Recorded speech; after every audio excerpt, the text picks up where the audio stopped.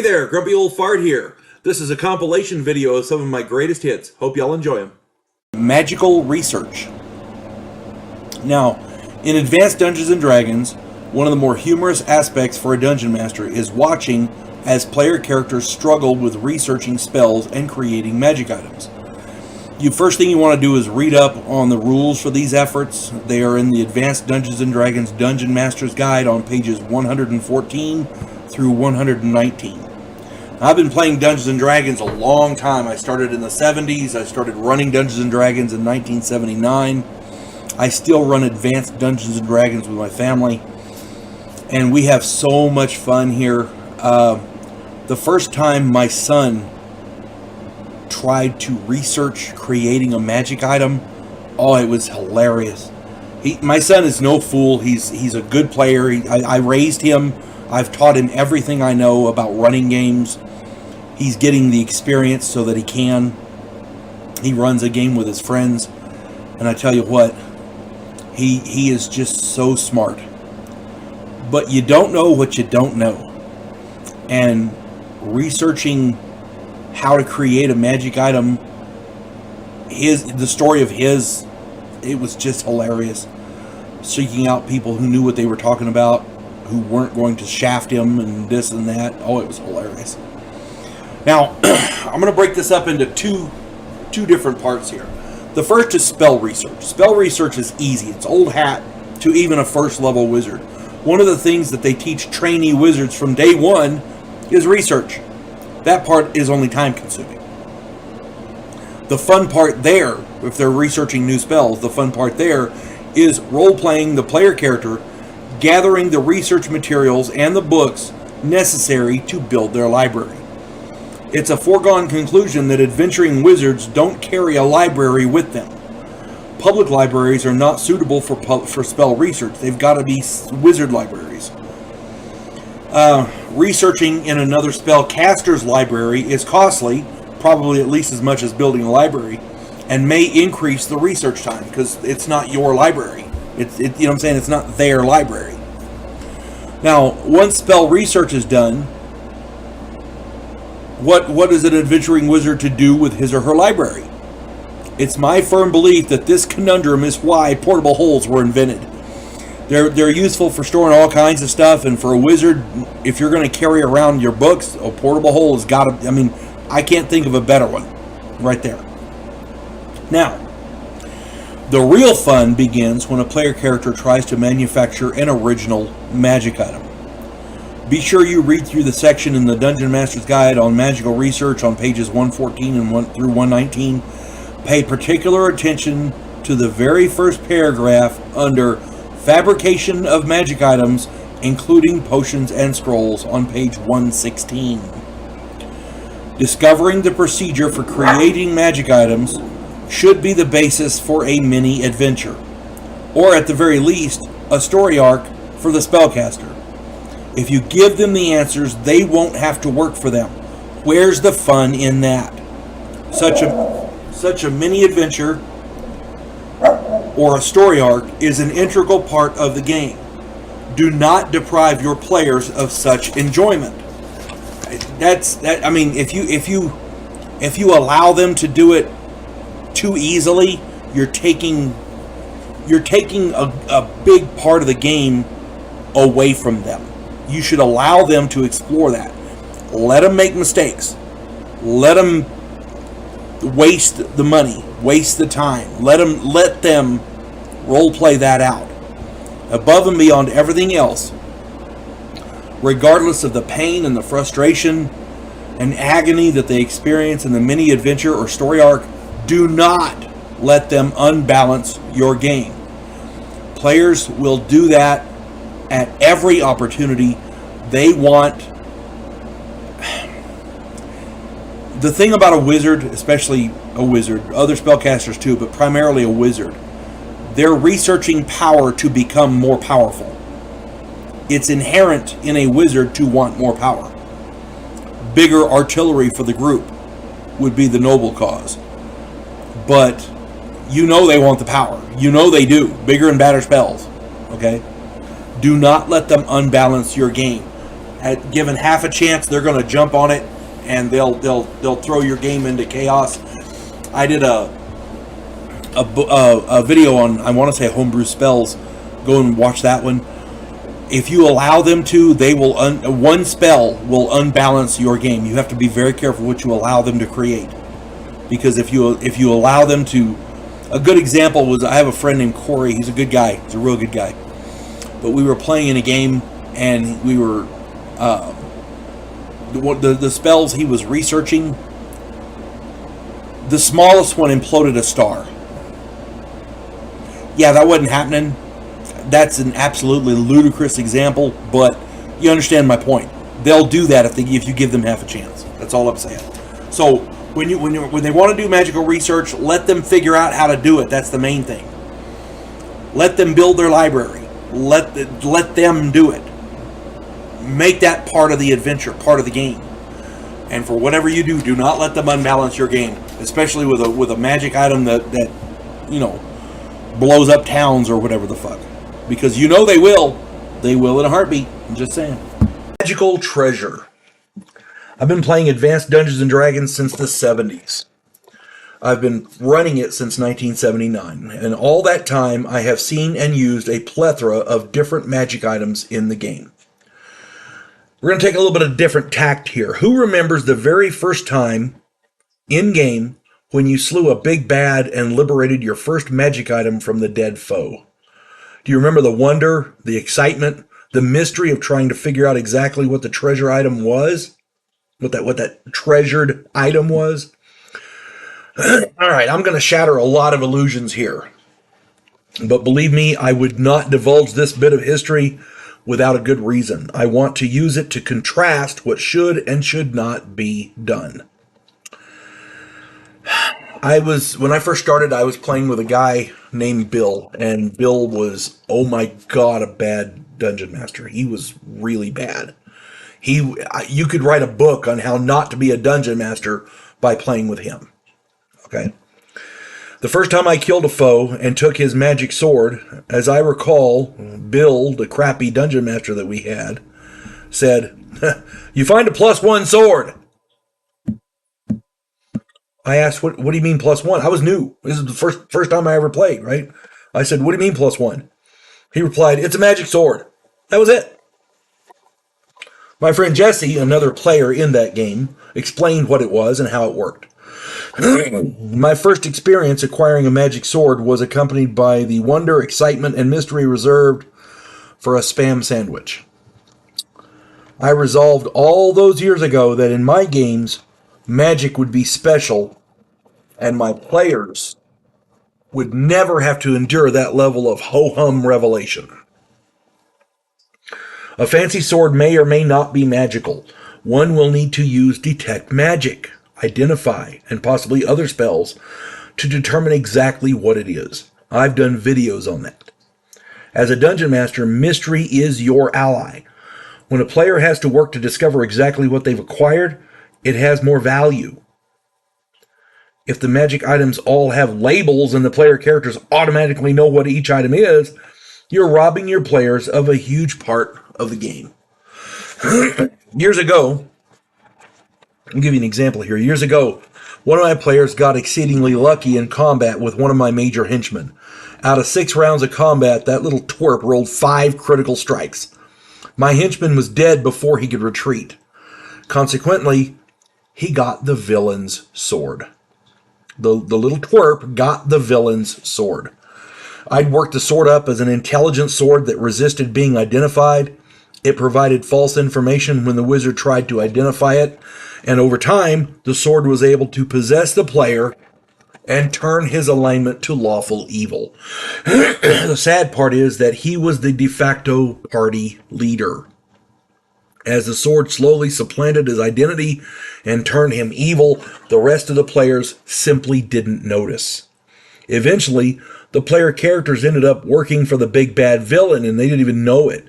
When they were ordered to attack a monastery to retrieve an artifact, several of the players snapped and the jig was up. I mean, you were ordered to do this and this and that, and eventually, wait a minute, why are we doing this? That kind of thing. The time from the henchman's defeat to the players figuring out that what was going on, as I recall, was something like 3 months in real time, in almost a year in game time. Through subtle manipulation and gentle persuasion, I was able, and by the way, we were playing 3 times a week at the time, so just so you know. Through subtle manipulation and gentle persuasion, I was able to convince the leader to sink further and further into evil, and by default, he dragged the entire group down with him. See how that works? Basic magic items still need to be identified, but won't generally resist it. To resist being identified, the item has to either be intelligent or house or imprison something intelligent. It can't just be a normal magic item. The particular sword in question was created by a smith who was also a wizard. He was able to sacrifice 5 master swordsmen and infuse the metal with their essence. The wizard got the vision, the wizard that tried to identify the sword got the vision of 5 throats being slit and the blood flowing into a vat of molten metal. The wizard then sacrificed a highly evil and intelligent prince, the guy who created the sword, then sacrificed a highly evil and intelligent prince and infused his essence into the metal as well. The effect was that the sword was evil and intelligent. It was a +3 weapon that improved the user's armor class by 2. It also made the user fight as though he was 5 levels higher. Unfortunately, the prince slowly asserted control over the wielder, and the prince was a real son of a bitch, let me tell you. To save the group leader, they had to separate him from the sword, and they ended up chopping his arm off to get the sword away from him. This not only generated a hell of a story arc, but motivated the group to really go after the major villain and to stop him. It's much better than you find a +1 sword, isn't it? You see what I'm saying? Your game is what you make it. Your players rely on you to create everything, the entire world, the feelings in the game. And I know that's a lot to wrap your mind around, but it's there. Your players will enjoy the mystery much more than just, oh, you found a +1 sword. You see what I'm saying? So, potion missability. Years ago, I used to play pretty regular with my friend Donald. Donald was a great guy. He was an excellent player. The only issue I had was that he had a tendency to read the info in the rule books, the information in the books, and selectively ignore certain portions of the text. For example, this guy loved, and I mean loved, using potions. At the time, our primary dungeon master was a real piece of shit named Bill, and Bill allowed him great leeway in ignoring those selected sections of the text. The first time Donald played in my game, he had a very, very rude awakening. He was going into combat and quickly downed a potion of fire giant strength, a potion of heroism, a potion of fire resistance, a potion of invulnerability, a potion of growth, and several others. I counted those potions and had him roll on the potion missability table for each potion after the first. The 5th potion caused an explosion inside his body, and the 7th one poisoned him and he died outright. He was pissed, but I'd explained to him and everyone else that I'd be running the game much more by the book, so be careful what you do, and I did specifically mention potion missability. He ignored me, and he chugged a dozen potions at once. That was on him. On page 119 of the Advanced Dungeons & Dragons Dungeon Master's Guide, there's an entire section on drinking potions, applying oils, and potion missability. I suggest you read through that section very, very thoroughly. The gist of that section on missability is thus.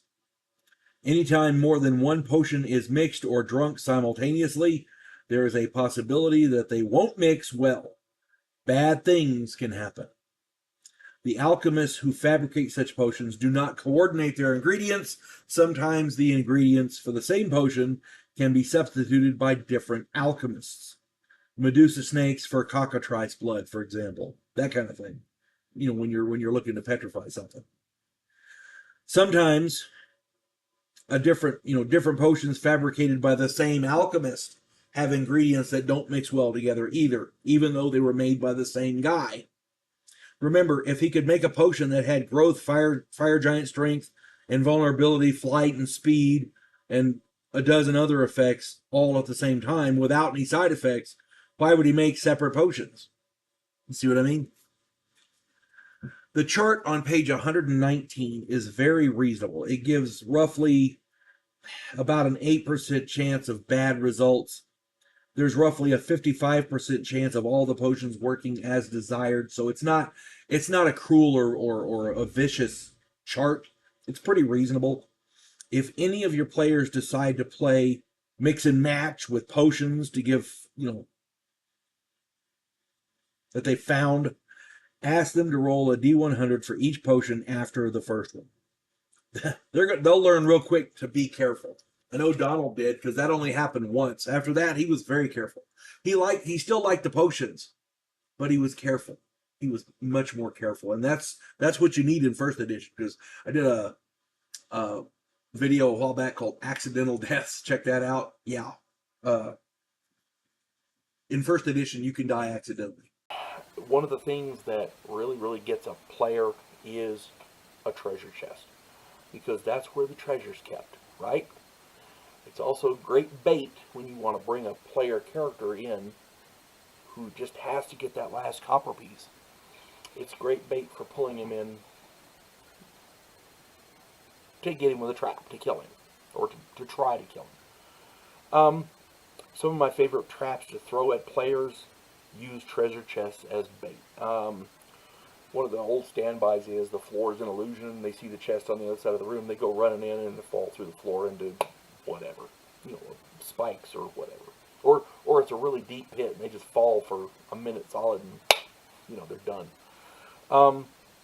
The floor has tripwires with various effects. Arrows shoot out, or a log comes across, or a stone falls on them or something. The chest is rigged. It has a lock on it that's rigged, and it has various effects. There are guys trying to pick the lock or whatever, and poison gas comes out, or there's a poison needle comes out and jabs him, or they're messing with the lock and it's rigged and there's a fireball. I talk about fireballs and some other videos. Those are some very powerful magical effects. When you're going to lift the lid, it trips a trap and various different things, like the ceiling falls. You can put the trap anywhere around this chest, and somebody's going to find that trap one way or the other. Thieves are notorious for finding traps. The problem is, as a dungeon master, one of the things you have to understand is, if they're searching for traps, you have to make the roll. But be honest, if they find the trap, you tell them about it. But if they don't find the trap, they don't know that there's a trap to find. All they know is they didn't find the trap. See? And so when they check in for traps, you roll, oh, you didn't find any traps? Okay, great. Then they go to lift the lid and the ceiling falls on them, or the floor drops out, or something. Something always happens, My favorite trap has a number of different chests on the far side of the room. And there's nothing in the room. It's empty. And they're like, well, gee, that's weird. Oh, see nothing in there, nothing over there. It's empty. The ceiling is, not exorbitantly high. It's not got a high vaulted ceiling or anything. So that's just weird. So they cautiously take a step out. Seems okay. And several of them get out there and go across. Now, this particular trap is cool because if one of them goes in, it's okay. Let me explain the trap. This is the floor.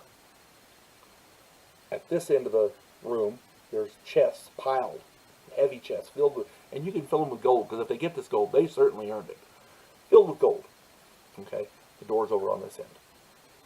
As they come out, what they don't realize is there's nothing supporting the floor except on this end. So you have the floor's here, the door's here, and on this end of the room where all the chests are, just past the chests, is where the floor underneath the floor stops. There's no support underneath it. There's a big pit here. The pivot is right here, right next to the chest. So the more weight that gets on this end, so one character going across is okay. 2 or 3 or 4, suddenly the weight counterbalances and it falls. And this pit's a deep pit. It's got these nasty jagged spikes at the bottom, maybe some poison or some, rotting corpses made some disease down there or something. And they fall and they land on these spikes, and that's pretty bad. What's worse is they wanted the gold so bad, when it tips, all that gold falls down on top of them too. So they hit the spikes, and they have to save versus poison, disease, whatever. They take the damage from the spikes, and then of course all that gold lands on top of them. I've gotten players with that over the years so many times. It's just nasty. It's just a nasty trap. And it's, and the trick there is you got to put enough gold on the other end to make more than one character want to get over there. Well, one guy's going to haul all the gold back by himself. That's going to be an hour's worth of work, easy. Well, let's give him some help, and more guys go out there. It's just not good. It's not good. I've had player characters in games after, in long campaigns, they'll walk in there and they'll open the door and there's a chest in the far end, and they go, "Oh man, not another chest!" Just for a little bit of background here, in Advanced Dungeons and Dragons, electricity has always been a potent weapon. Wizards use lightning bolts and electricity in various forms, like Shocking Grasp, first level spell, Shocking Grasp. That's always been a staple. Clerics use electricity. Druids use electricity. Druids actually have a spell called Call Lightning. The spell calls a normal lightning bolt out of the sky. Okay? The spell is magic, but the lightning bolt is normal, which means it bypasses that pesky magic resistance. Just, food for thought there. Many monsters also use electricity. Blue dragons, for example, spit lightning bolts. Red dragons breathe fire. Black dragons spit acid. I've talked about them. Blue dragons spit lightning bolts. Lightning and electricity has been a staple in fantasy role-playing games forever. Okay, different magic items. You can cast a lightning bolt out of different items, things like that. It's been big forever. Now, some things many players and dungeon masters don't realize is that electricity is governed by scientific principles. Okay, water and metal are excellent conductors of electricity. Taking that into account, there's some things that I do in my games. Every dungeon master I've ever played under, I've played in a lot of different games. Every dungeon master that I've ever played under, has used these rules, and I adopted them into my game as well because they just fit so well. Okay, and it makes sense. It's common sense stuff. Metal armor, for example. If somebody's wearing metal armor like plate mail or chain mail or whatever, yeah, if you get hit with a lightning bolt, that doubles the damage. Same thing as if you're standing in water or if it's raining and you get hit with lightning, yeah, it's going to double the damage. If you're out in the middle of the desert and there's no rain or no water or nothing, and you're standing there in a loincloth and you get hit by lightning, it does normal damage. If you're standing in a mud puddle, for example, or say you're standing in ankle deep water and you get hit with a lightning bolt, yeah, it's going to do more damage. If you're wearing plate mail armor, it's going to do more damage. So what I do is very, very simple. Whatever damage they do, double it. Makes it a lot better, a lot more realistic. Another thing you want to consider is if you're standing in water, if a group of people are standing in water, and one person gets hit with lightning, and if he's wearing metal armor, yeah, that electricity travels through the water and everybody gets dotted. That's just a common sense thing there. Basically, they all take the same damage, whatever that damage is. When you're using electricity in the game, because metal is such a great conductor, I have seen people, for example, a wizard can use a dagger, right? That's one of their dagger, dart, and staff. So if a wizard with Shocking Grasp and cast on both hands, because they have this concept called precasting. Some spells, by virtue of the description, say if you cast it and then when you use it, it's done. Well, there's no defined length of how long it casts. So a lot of dungeon masters allow you to precast. So if a wizard has precast Shocking Grasp on both hands, and he has a dagger in his hand, okay, and he hits you like this with both hands, you get the advantage of the dagger with both Shocking Grasps at the same time. I don't usually play that way, but I know a lot of them do. I do the double damage if it's in water, plate mail, things like that. But I can understand A, Shocking Grasp, but 2, I don't know, that may be a bit much. Again, these are all just suggestions. You don't have to do this. This isn't in the rules. So, you know. But you also have to understand electricity is governed by scientific principles. If you have Shocking Grasp and you stab somebody with it, you know, and the impact there, intentional impact, will release the Shocking Grasp through the dagger into the person. It's just a little extra oomph for wizards, because at first level in Advanced Dungeons and Dragons, once you use your spell as a wizard, you're pretty well done. You're a crappy fighter with a dagger. So any advantage they can give you, the better. You know, the better. Most of your higher level electricity wielding spells, one of the more nastier ones is called Chain Lightning. You have a group of players out there, you cast Chain Lightning. A group of bad guys, for example, you cast Chain Lightning. I'm used to playing it from the Dungeon Master's perspective, bear with me. But a group of people out there, and you cast Chain Lightning at one of them, it bounces among the group, doing damage and decreasing in damage as it goes. So, you know, it bounces between the different people. Well, if you have 2 guys wearing plate mail, and they're standing next to each other, and you hit it right there, if you read the rules, it goes by the most... what do you call it? The most conductive person next to them. So it'll go back and forth between those 2. Yeah, those 2 guys are screwed because they're wearing plate mail armor, which means they're taking double damage. And the lightning stays just amongst the 2 of them. Bah, bah, bah, bah, bah. If nobody else around them is wearing metal armor, it's going to stay between the 2 metal parts because it's attracted to the metal. There's all kinds of neat ways you can do electricity in the game. I like to do the double damage for metal armor and standing in water and in rain and things like that because it adds more flavor to the game. As far as the players go, here's the kicker: the rules that will apply to the monsters also get to apply to the players. So if a monster is in the water and gets hit with a lightning bolt, it's double damage on him too. See, it's a double-edged sword. Okay. And if you have players that can take advantage of that, or and you know have the wherewithal to do that, amen. More power to them. You know. So yeah, lightning in a game in Dungeons and Dragons can be very, very effective if used properly. Now, here's the bad part: if you're holding a metal implement, and you know your buddy gets hit by lightning, and the implement happens be with him, you know, or you're standing next to a guy, all right, and you stab him with a spear, a metal spear, the whole thing made of metal, right? You stab him with it, and then somebody else hits him with lightning. Yeah, you're getting zotted too. Why? Because the electricity will travel along the metal implement right into your hands. Common sense, scientific principles.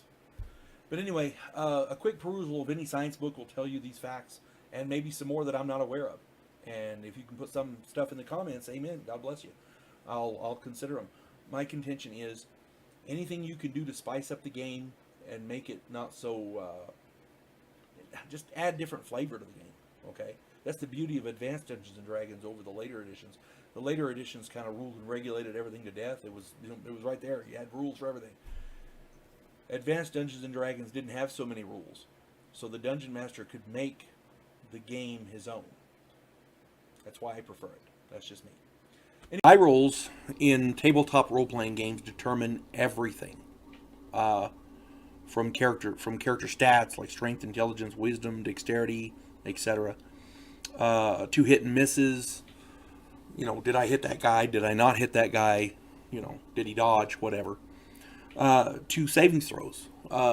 Savings throws allow you to take half damage from stuff like spells and dragon breath and when a dragon breathes fire, that kind of thing.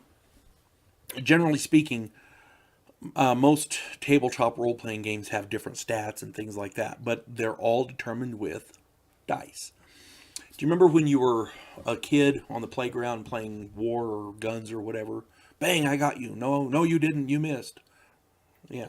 Well, tabletop role-playing games are similar, but the dice determine hits and misses. Did I hit that guy? Did I miss? That kind of thing. And so dice are very important. Everybody has dice that they like. Everybody has dice that they prefer. But I have a purple 20-sided that rolls. It seems to roll what I need when I need it, but it rolls a healthy amount of low numbers as well. It's not loaded. It seems to have magic, and I'm happy with it. But my wife ordered these new dice, and there's a reason. I'll get to that here shortly. There's some concepts about Advanced Dungeons and Dragons that you have to be aware of, and they use different variations of this in later versions of Dungeons and Dragons. But the way it boils down to, there's things in Dungeons and Dragons called critical hits and fumbles. A critical hit is shortened to crit, like a crit. I rolled a crit. A critical hit is a natural 20 on a d20. And it's a really, really great hit. Many DMs have charts for various effects. The old Dragon magazine put out a wonderful article called Good Hits and Bad Misses. I used that for years, and it's really, really good. We simplified ours to where it's a smaller chart, and it's easier to figure out.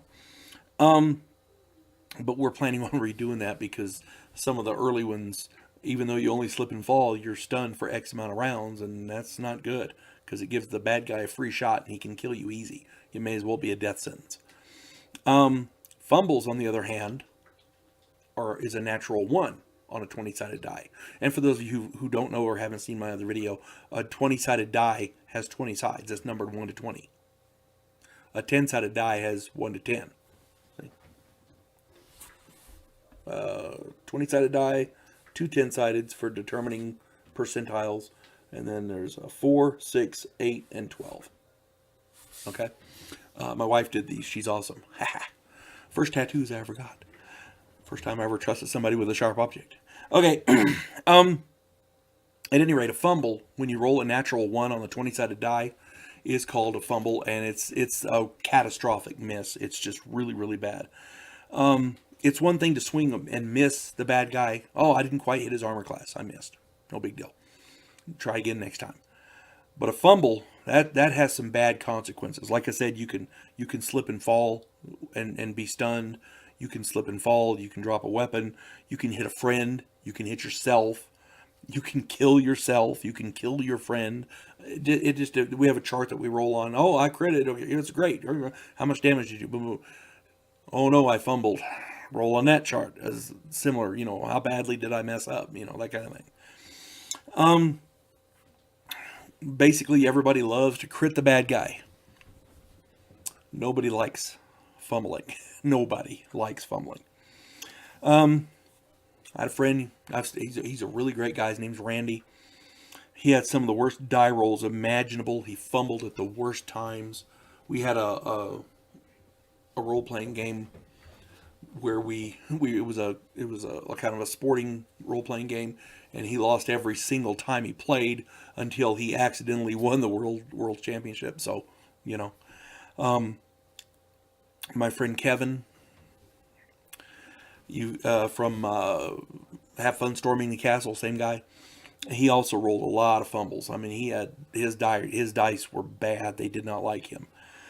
My wife the other day rolled 5 fumbles and 6 rolls. She rolled 6 times and 5 of them were fumbles. Ended up killing her character off. And it's not her fault. It's just everybody rolls them.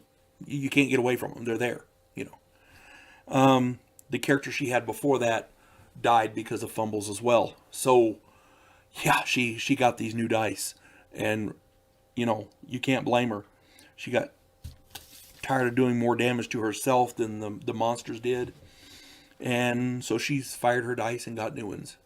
And sometimes that is the only way to go. And I tell you what, so far, they seem to be working for her. I had a friend ask me the other day how I do character training in my game. It's a very good question.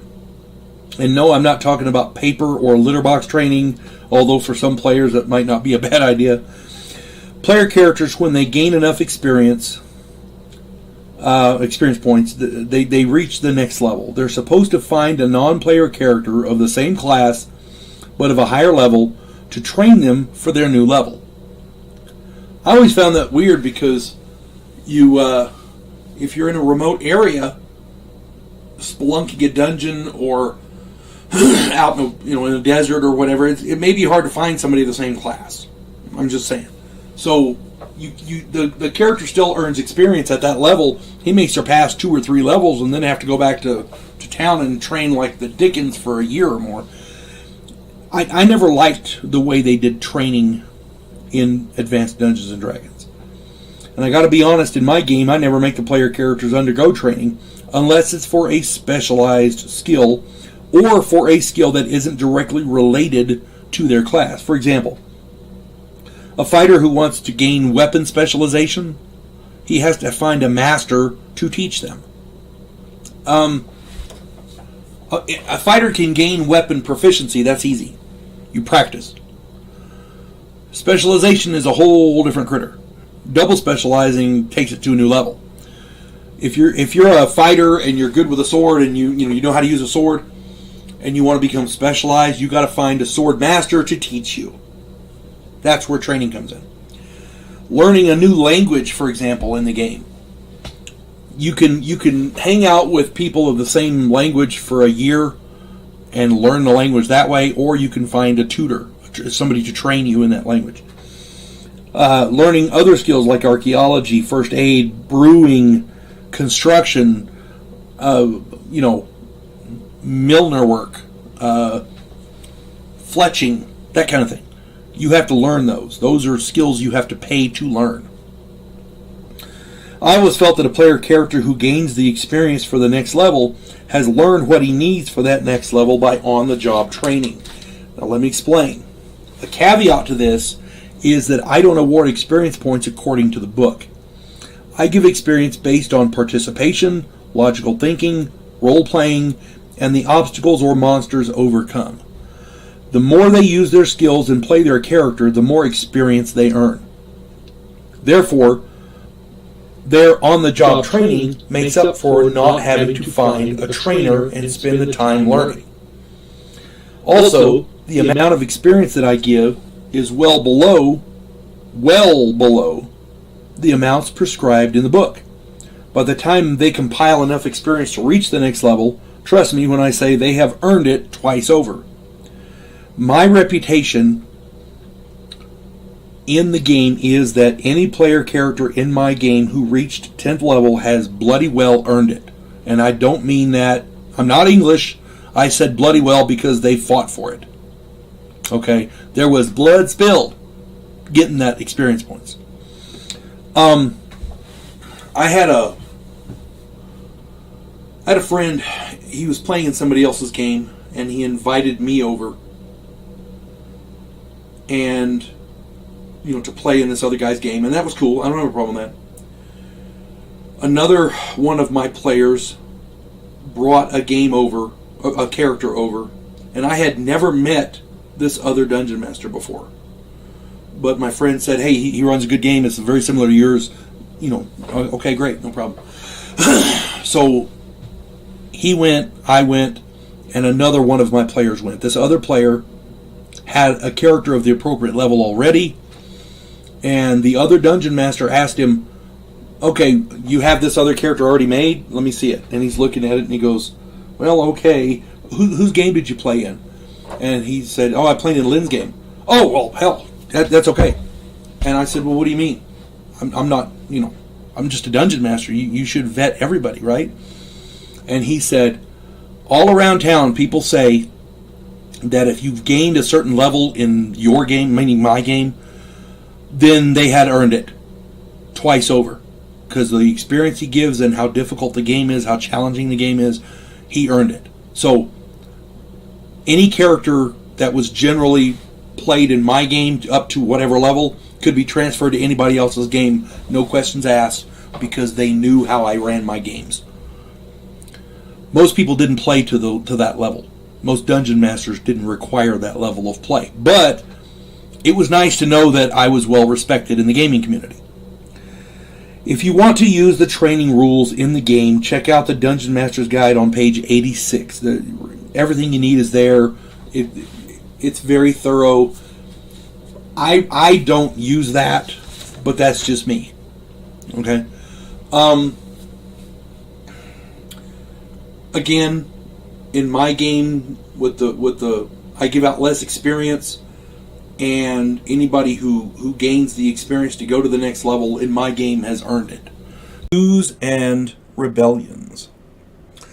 One of the things that are pretty prevalent in Dungeons and Dragons are nation states, kingdoms, that kind of thing. If you're running a game and you want it to be a campaign, then chances are you have a major villain.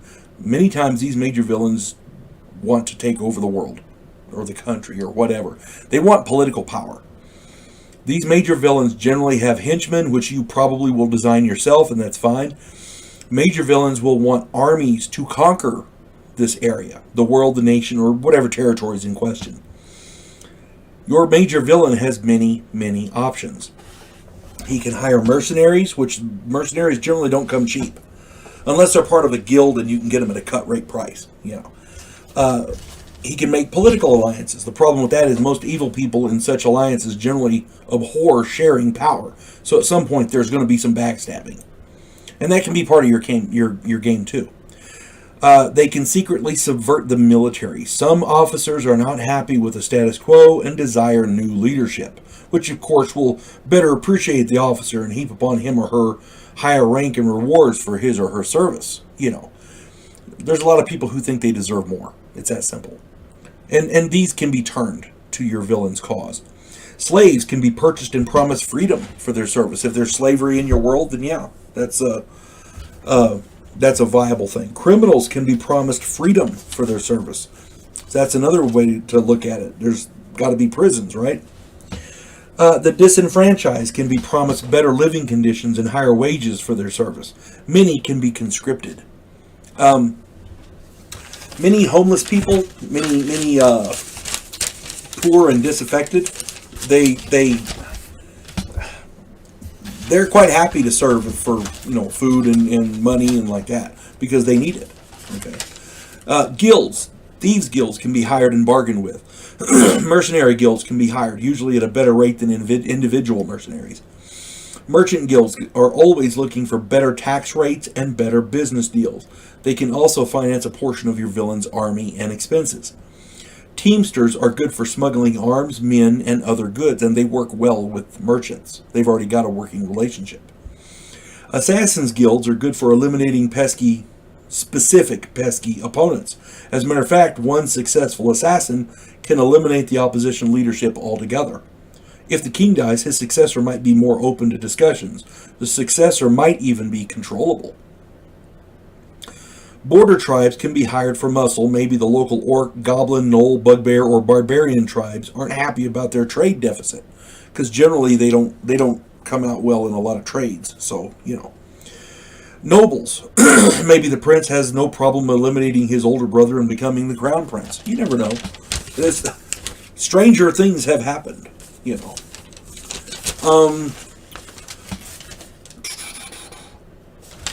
Regardless of who joins the rebellion, or coup, or whatever, your major villain will need to finance the plan. If he's not individually wealthy, he's going to have to come up with some money. The cost of various specialists are listed in the Dungeon Master's Guide, and these, of course, can be adjusted for the economy. I've done videos on economies in the game. The trick is to come up with the coinage to cover these costs. Plan for a lot of expenses. Bribes and payoffs are one-time expenditures. Payrolls are another matter entirely. People who don't get paid tend to walk off the job. People involved in a coup d'etat who don't get paid generally go far away or distance themselves from the plot, and may even out the plotters to ensure that they don't get prosecuted and executed. It's amazing what one will do to avoid the headsman's axe. Rebellions ain't cheap, any way you want to look at it. It's assumed that you've already figured out the villain's backstory and motivation, so now all you have to do is work up his plan. The plan has to take into account and maybe even make use of local politics, local economic pitfalls, religious fervor or prophecy, and or the general attitude of the local populace. Getting the church on your side is generally a good idea. Even if you have to kind of subvert and lie, that kind of thing.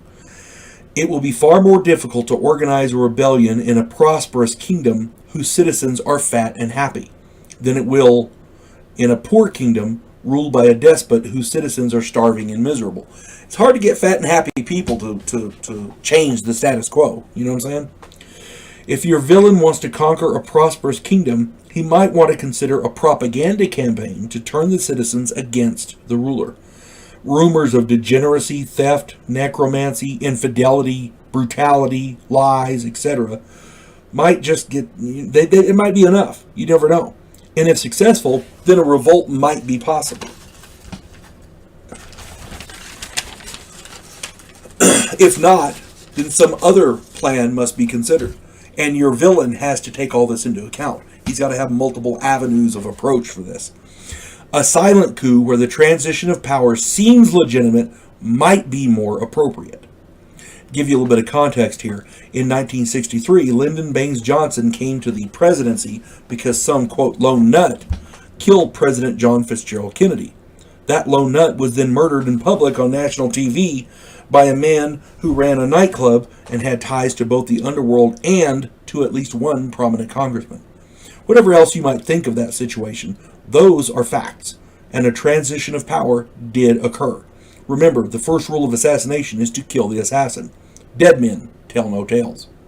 A plan like this one is difficult to implement. You have to limit the number of people in the loop to people you can trust or people you can easily eliminate, and it has to work. If it doesn't, the ringleaders will be subject to investigation, prosecution, and execution. It has to work. And again, all this has to be done in complete secrecy. All it takes is one person with loose lips and the whole thing is gone. I mean, once people find out about it, the plan goes to shit. And people are running for their lives. Your villain will need contingency plans and possibly a patsy to survive such a purge. If it comes down to an armed rebellion, remember that it's usually the side with the most numbers that comes out on top. Your villain will need to secure the service of as many fighter types as possible. Any troops you can sway to your side from the ruler makes you stronger and weakens his forces. Again, all has to be all in secret. If you hang posters, yeah, we're signing up men for a rebellion. Yeah, word gets out. You can't do that. It's all got to be done in secret. Political alliances with foreign powers might prove useful, but most foreign powers are loath to get involved unless they see the chances of success are very, very high. Political alliances within the kingdom are much more useful and likely, as not every region will be happy and loyal. Mercenaries fight well, but do not come cheap. Mercenary guilds give the best bang for the buck and already retain large armed and experienced forces.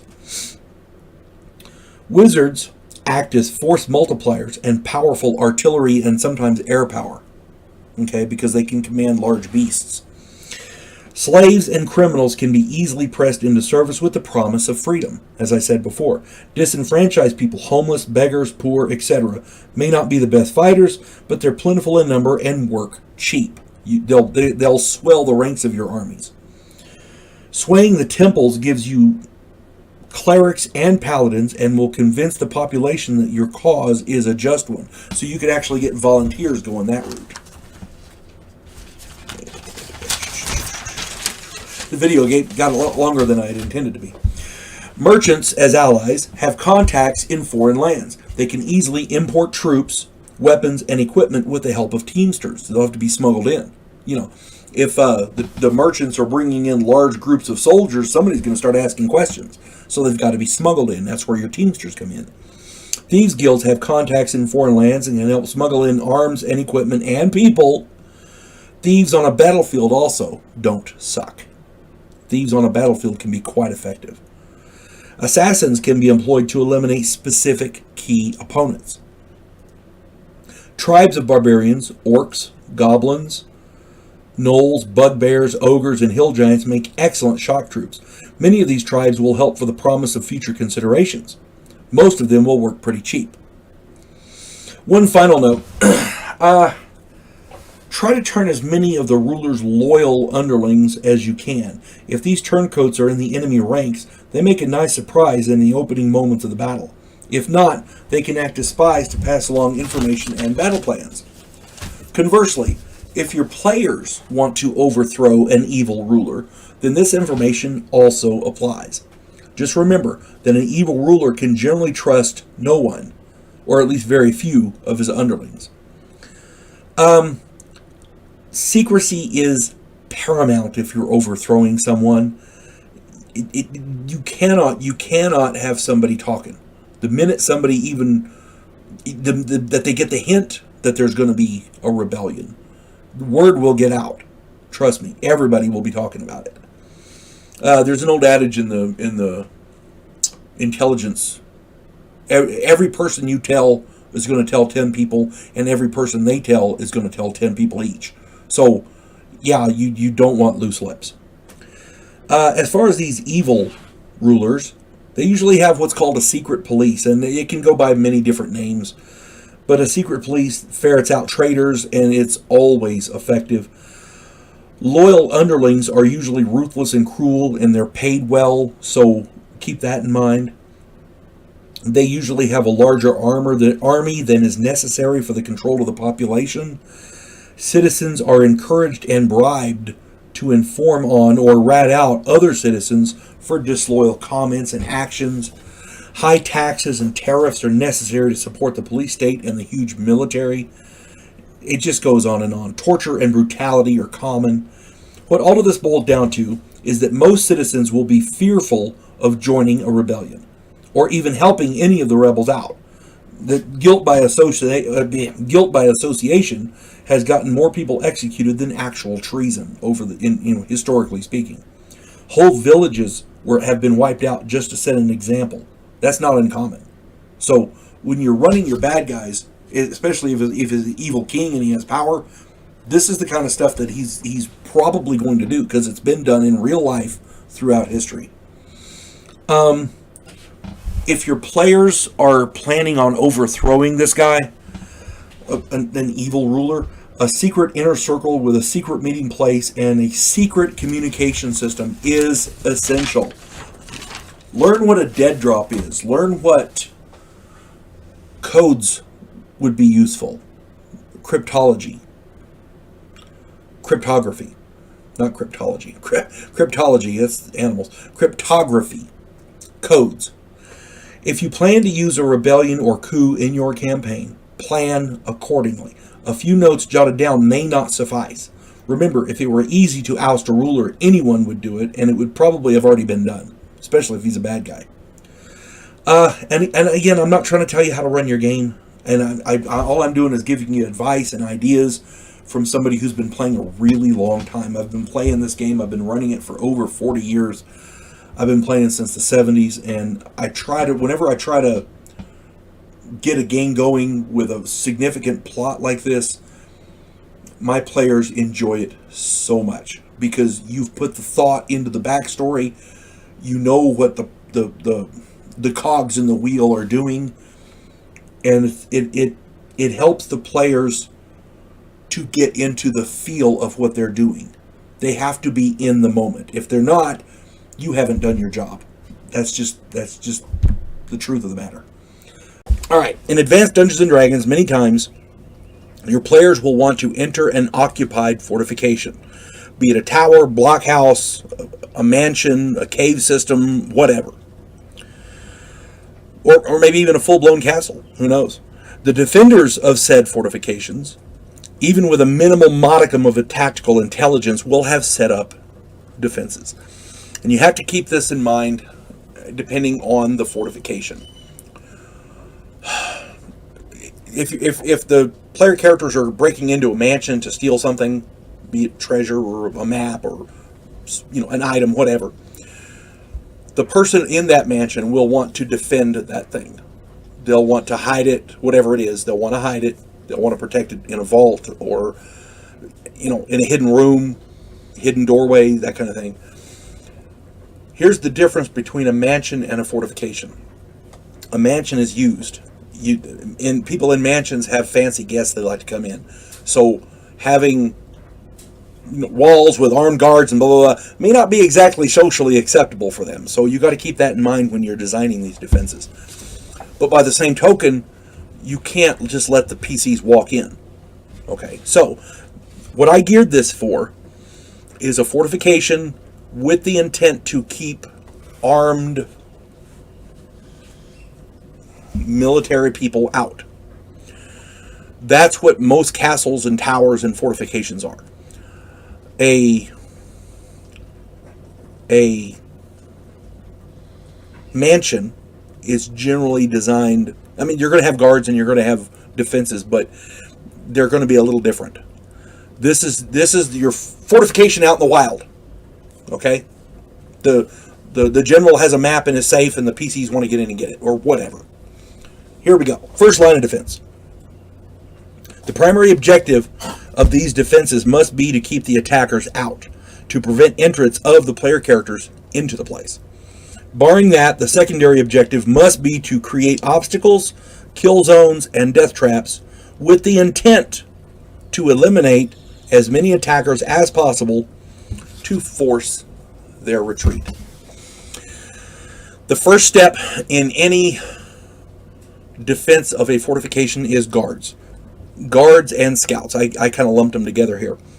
Scouts scout out the territory to find if there are large groups of soldiers or mercenaries or whatever in the area so that they can send word back and alert the castle to be prepared. Scouts function to prevent the buildup of enemy forces outside your castle. Guards are in the castle, on the walls.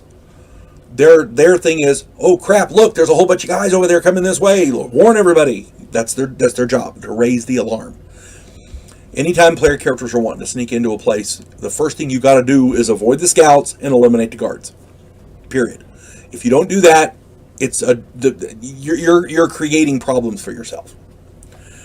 As the dungeon master, it's your job to create reasonable defenses. A guard on top of a tower can see the entire surrounding area. He may have a signal fire or a horn or something to blow, but one or two guards up there like that, that's reasonable. If you have that guard on top of the tower, or a couple of guards, whatever, on top of that tower, and there's 1,000 men around armed with barricades of spikes and, all their defenses already set up, that guard's going to have an easy damn job. You see what I'm saying? The guard guards areas that you don't want to place tons of people at. The guard can say, oh, they're coming, raise the alarm. He blows a horn, sets the signal fire, whatever, and the guard, the friendly soldiers come rushing over to defend that place.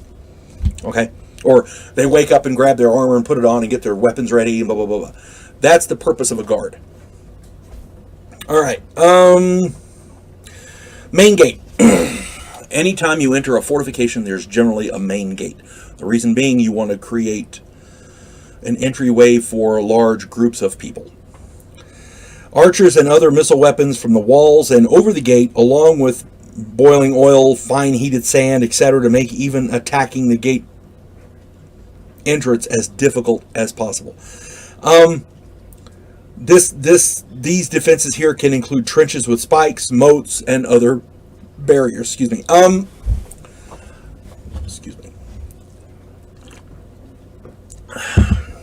In most medieval fortifications, barricades were used to funnel enemy troops, because if they had a barricade with spikes and stuff, most of the enemy troops came through a centralized location so that you could whack them with your archers or whatever, spears, that kind of thing.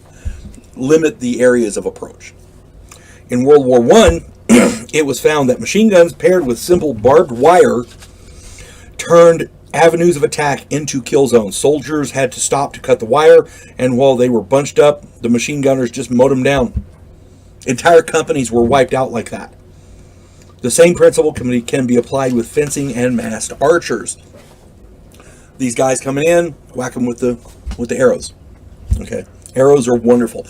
A lot of people discount arrows because a player character, a 5th level player character, a fighter, can have something like 50 hit points roughly, and an arrow does a d6. The problem is most of your armies are filled with 0 level fighters, which have 1 to 6 hit points. An arrow can be devastating. An arrow, and arrows can be beefed up. That's all I'm saying. And I'm not talking about magic. I'm going to do magic at the end of this. So this is just normal people defending a normal fortification. All right. Now, when an arrow hits somebody, it penetrates and goes in, and you now have a sharp, beveled edge inside their body. Whenever they twist or move or reach up or whatever's inside is moving, and that arrow head is then slicing up whatever it comes into contact with, doing even more internal damage. That's devastating. Whenever you have a player character who gets hit with an arrow, look up those pesky spellcasters. You'll see what I mean. Whenever you have a player character get hit with an arrow who doesn't immediately treat it somehow, get it out, push it through, whatever, you got to take that into account. That's all I'm saying. Now, you don't want to bog it down with, oh, you're taking extra damage, you got 4 arrows, let's roll 4 more d6. You don't want to do that, but just take that into account. The gate and the door itself, the main entryway, must be able to withstand considerable force, battering rams, fire, etc. Whenever they would attack a fortress, the first thing they'd do is set the gate on fire and let it burn for a while. Oil, throwing bottles of oil onto the fire as it goes. Just keep the fire going. That way it weakens the gate. A gate with iron on the outside is better. Iron plate, whatever. And in medieval times you can do that. In fantasy medieval warfare, you can do that easily.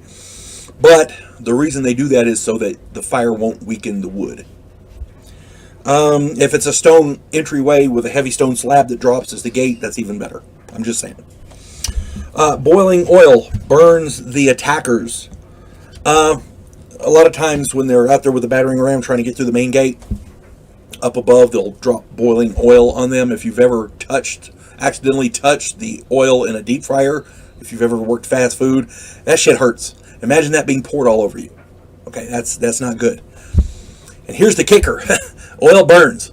So that burning oil that falls on you, that boiling oil that burns the shit out of you, somebody above is probably going to drop a torch. Just saying. And when that happens, everybody there is then in a conflagration, an inferno, whatever you want to call it. It is a living hell. Nothing will make troops retreat faster than boiling oil then being set on fire. It works wonders. Once they get past that main entryway, and by the way, the guys up top can also shoot arrows at them. They can drop rocks on them, whatever. Once they get past that main gate, they enter what's called the gatehouse in most castles. The gatehouse refers to the area just inside the main entry point, which is a series of... The gatehouse consists of a series of gates or portcullises, whatever. The gates that drop.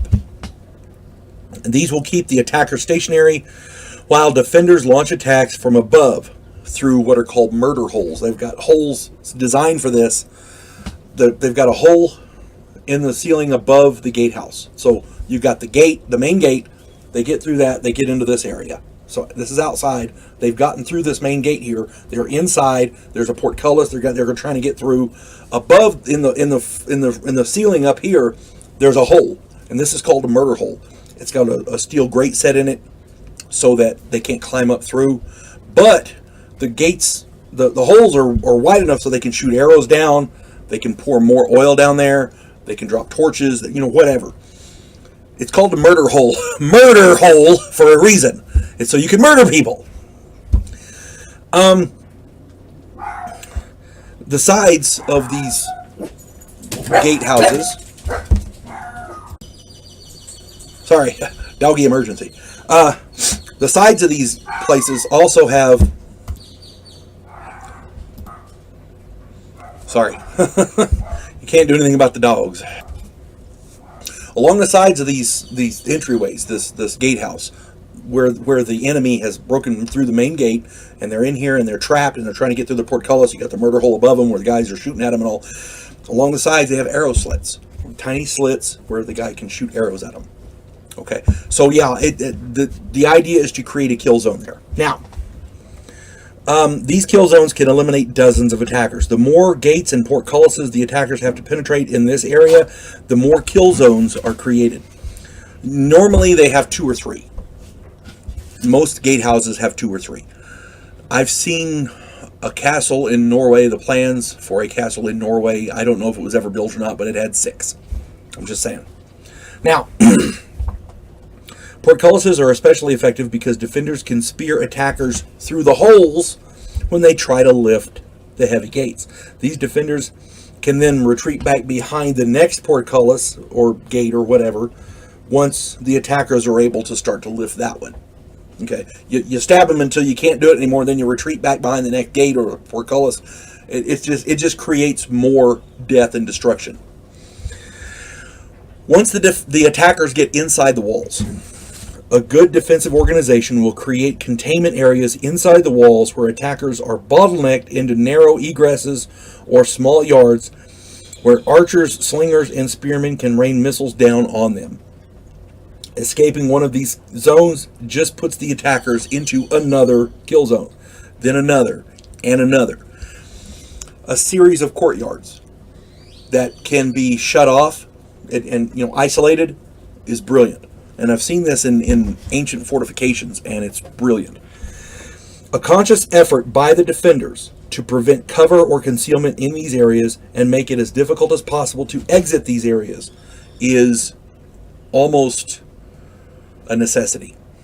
If they're not doing that, they're doing something wrong. Okay? The longer the attackers are kept in an enclosed area without cover and concealment, the more of them that can be eliminated. Stairwells. Stairwells are one of my favorites. Once the attackers get inside a building, more than one story, or even going down. Well, up is better, but down is, Once the attackers get inside a building, they then have to go up through a stairwell to get to wherever they've got to go. Once the attackers get inside the building, the defenses get more desperate. Stairwells are built in castles and towers and other fortifications with ventilation, especially in the ceilings. The reason is so that stairwells become death traps. Stairwells are circular in design so that attackers are forced to ascend to the right. The reason being, their weapon arm, their sword arm, is cramped up against that wall, and they're less effective in combat. Defenders, and that's important, okay? Because if your guy can swing his sword and the other guy can't, Defenders at the top of these encased stone stairwells can, once all of the surviving defenders have vacated the stairs, pour barrels of oil down the stairs. This has a number of effects. First is it makes the stairs slick and slippery. And once these guys are down there clambering, trying to get up the steps in their heavy armor and everything, then you drop a torch down there.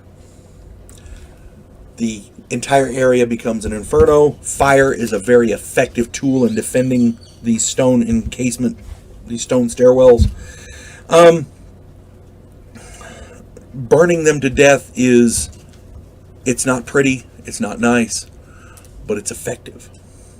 It is important to note that once this action is taken, the defenders must have good ventilation in where they're at and an escape route other than the stairwell. A secret stairwell that goes down into the basement where they have a tunnel to get out. Some way out. Because once you ignite that stairwell is no longer usable for you as the defender. Okay? As you can see, attacking a fortification in a medieval setting is difficult at best. Player characters lacking a sizable force which can withstand such losses should probably find a better way. Sneak in. Stealthy ways to bypass defenses and eliminate guards or scouts silently would be far preferable. You will note that I haven't mentioned magic. Imagine how effective a kill zone would be with fireballs, lightning bolts, blade barriers, and flame strikes raining down on the attackers. That would make them even more effective. These are just a few examples of how defenses can be mounted. Trenches filled with spikes and pitch, which can be ignited when the enemy is trying to get past them. Stabbing arrows into rotten meat before you use them will spread diseases.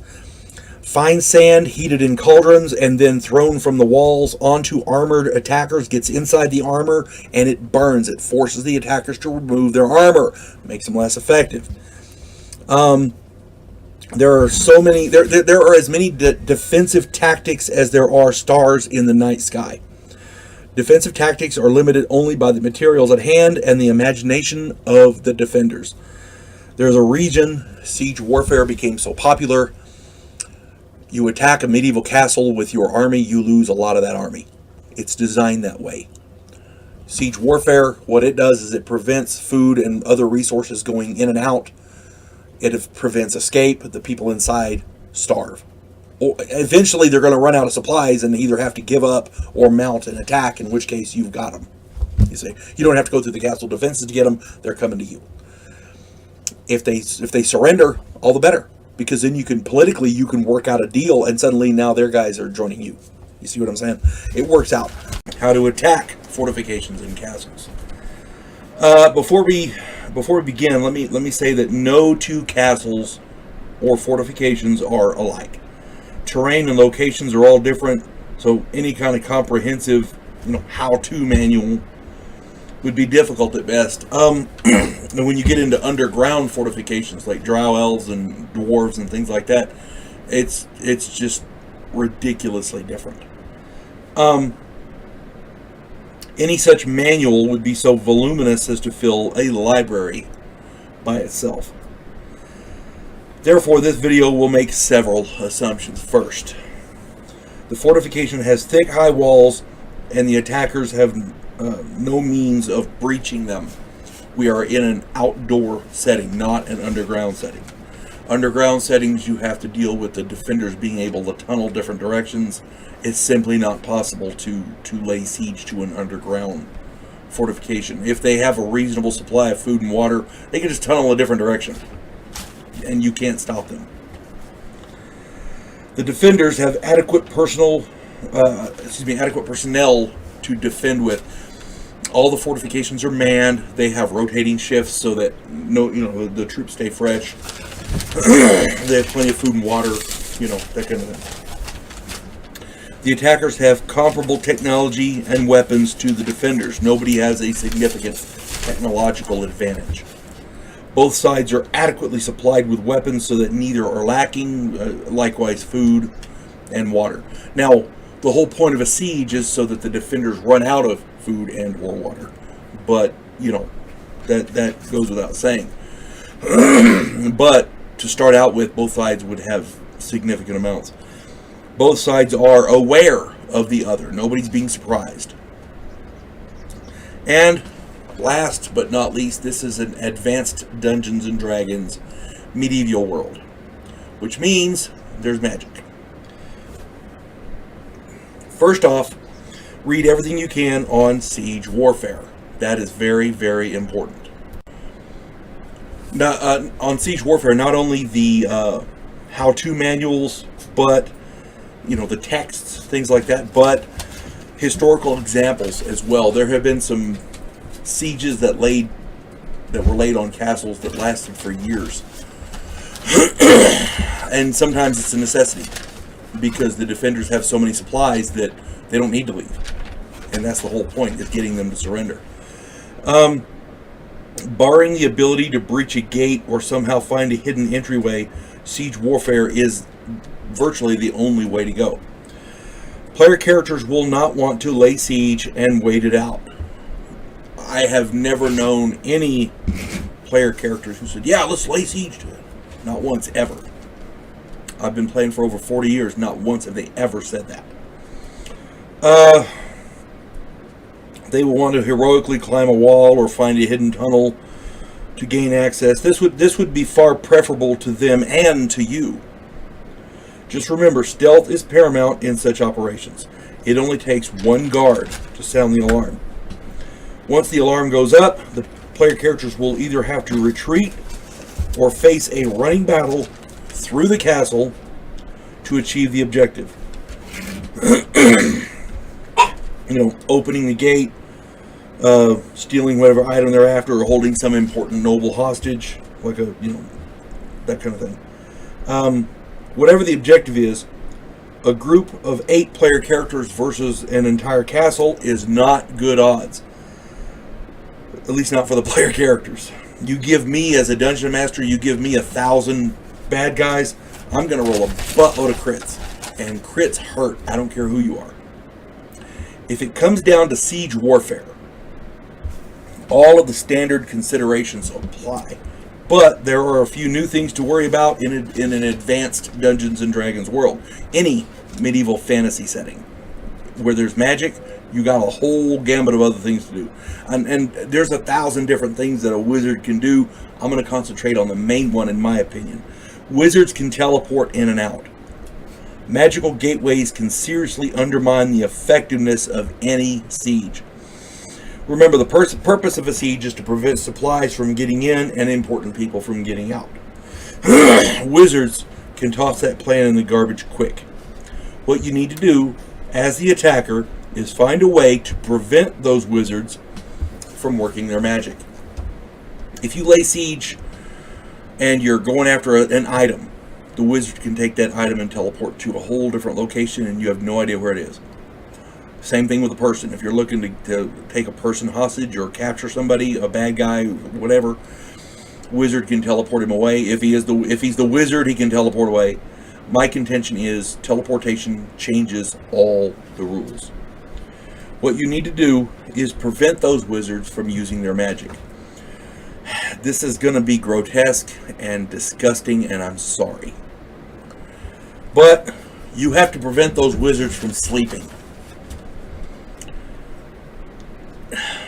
They have nice comfy beds inside a fortification. You can't do it physically. You need to do it mentally. And again, this is disgusting and grotesque, and I'm sorry, but this is medieval siege warfare. I found that boiling prisoners alive continuously, one after the other, will keep anyone from sleeping. Somebody that their friend or their relative outside the castle wall yelling, "Oh God, no, please, it burns, oh please, no," 24/7, it works. They're not going to be able to sleep like that if they have any kind of a conscience. There are other ways.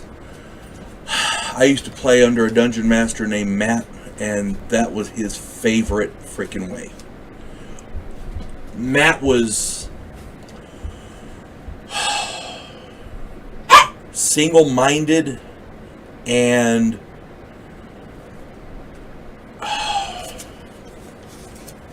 I don't know what the word is, down to earth, basic. He didn't do anything fancy. He got in there and got it done. And this isn't fancy, but it gets the job done. I know it's not exactly the nicest way to do it, but it works. It is effective, and as I understand it, it actually happened in medieval times when the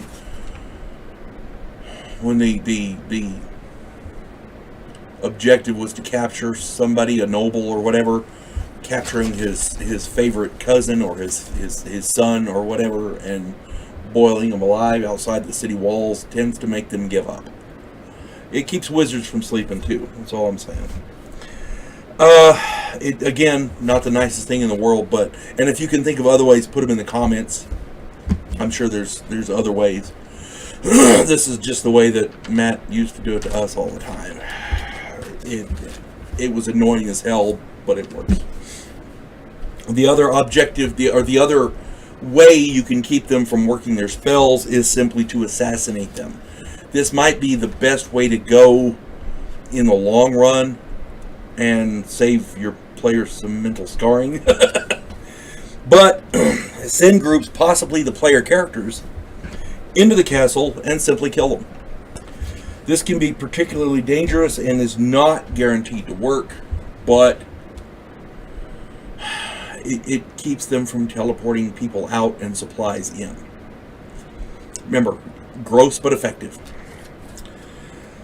If the attackers fail in preventing the defending wizards from casting, it's not likely that a siege will work.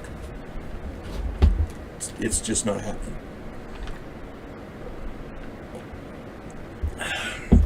You gotta have good coffee in your life. Now, I'm trying not to get too bogged down in the minutiae of the rules, but just remember that there's a huge difference between a medieval AD&D world and the real world. Innovative ideas crop up all the time, and every situation is different. What worked on Castle A may not work on Castle B, and when you consider underground fortifications, all of this video becomes questionable at best, especially with the different races. Drow elves will defend their cities far differently than dwarves or gnomes will. Add in mythical beasts from the monster manuals and Fiend Folio, and the number of possibilities just skyrocket. It's ridiculous. Dragons and other flying creatures, for example, essentially add air power to the equation, and that presents an entire gamut of problems to deal with. I mean, it multiplies the problems of both sides dramatically. If you have an air battle going on over the castle, if you have a dragon that can fly in and strafe inside the castle walls, we've all seen Game of Thrones, you know. If you had, the laws of physics say fire will not blow up a wall like that. However, if that's the way you want to run them, that makes it even worse, because now you have a way to breach the walls. Simply strafing the walls with the dragon will prevent the defenders from attacking. You know, from using bows and arrows and throwing rocks and shit like that down on top of them. It's hard to defend a gate with a dragon breathing fire down on it. I'm just saying. As far as the dungeon master is concerned, and I gotta stress this enough, I cannot stress this enough. That little stealth operation the player characters want to conduct, no matter how ill-advised, actually looks pretty damn good to me. Because keeping track of a siege on both sides for a dungeon master, because the players don't run the armies. They don't control the armies. The players run their characters. The dungeon master runs the armies on both sides. If the players can find a way to sneak in and kill every guard they meet so that there's no alarm raised, they can get in and get the job done and get out. Amen. It's a lot less work for you. That's all I'm saying. Check out my video, Have Fun Storming the Castle. Oh my lord. And just for the record, my friend Kevin from that video, he died recently, cancer. So props to him. He was a hell of a good player. But not to end this on a down note. When your players want to try to find a way to sneak in, it might be nice to kind of let them. I'm just saying. Because a frontal assault by 10 guys on an army, you know, on a castle filled with thousands of bad guys, is not good. Trying to lay siege to a castle is a long and arduous process. It works in medieval times because there was no magic. In Advanced Dungeons and Dragons, magic changes the equation. If they have, and I didn't even get into clerics. Clerics just eliminate the whole need for siege warfare. Create food and water. Hero's banquet. That kind of thing. My contention is, where magic is concerned, siege warfare goes out the window. So, if armies are going to lay siege to a castle, there can't be any magic involved. If there is, the whole concept is pointless. So let your players find a way in. find a hidden tunnel, find a section of the wall they can climb and get over, kill the guy up top with an arrow or whatever and climb over so that they can get in quickly and get whatever they got to do done and get out. That would be your best bet. Because if both sides are thinking it's going to be a siege warfare type thing, and the defenders have clerics and wizards, it ain't happening. That you're going to be there forever. Your campaign will end on that siege.